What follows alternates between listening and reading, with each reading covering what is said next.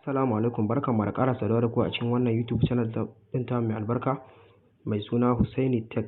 Da Allah idan wannan ne farkon ziyartar ka cikin wannan YouTube channel ɗin tamu, ka danna mana subscribe sannan ka danna mana ƙararrawar sanarwa domin sanar da kai sabbin shirye-shiryen masu muhimmanci da zarar mun ɗora.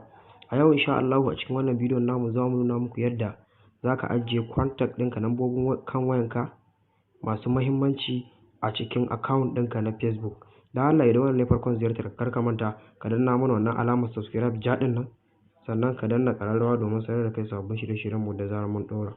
Kai tsaye bari mu tafi cikin bidiyon. Sai ka shiga cikin Facebook ɗinka,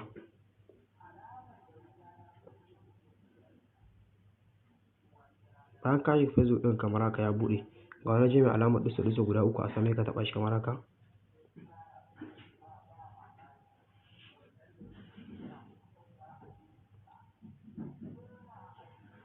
Bayan ka taɓa shi ya buɗe ma kamar haka, zai buɗe ma kamar haka, sai kai ƙasa, sai ka shiga settings, ga setting nan sai ka shiga cikin kamar haka. Bayan ka shiga sai ka tafi can ƙasa, can ƙasa. Muna so da mu ajiye contact ɗinmu ne, ga wani waje aka rubuta contact uploading, sai ka taɓa shi. Bayan ka taɓa shi ga wani waje mai alamar key, sai ka buɗe shi, zai nuna mana bayan ka taɓa shi sai ka danna turn on ɗin nan. Bayan ka danna turn on ɗin nan sai ka ɗan jira yanda zai ɗauko ma contact ɗin ya dawo ma da su.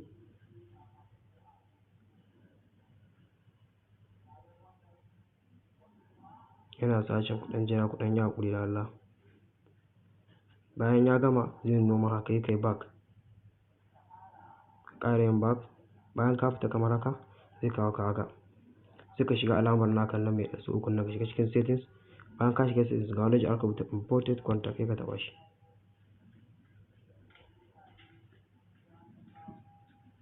Bayan ka taɓa shi kun gani yanzu a gashi nan contact ɗina ga sunan duka ya kawo min sunan, kun gan su ko da a ce sim ɗinka ya ɓata ko kuma wani abunka, in dai account ɗinka Facebook yana nan to za ka samu contact ɗin ga sunan kun gan su duka.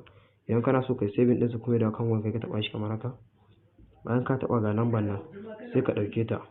To a nan ne muka zo ƙarshen bidiyon. Da Allah idan wannan ne farkon ziyartar ka cikin wannan YouTube channel ɗin ta mai albarka, ka danna mana subscribe sannan ka danna mana ƙararrawar sanarwa domin sanar da kai sababbin shirye-shiryenmu da zarar mun ɗora. Mun gode.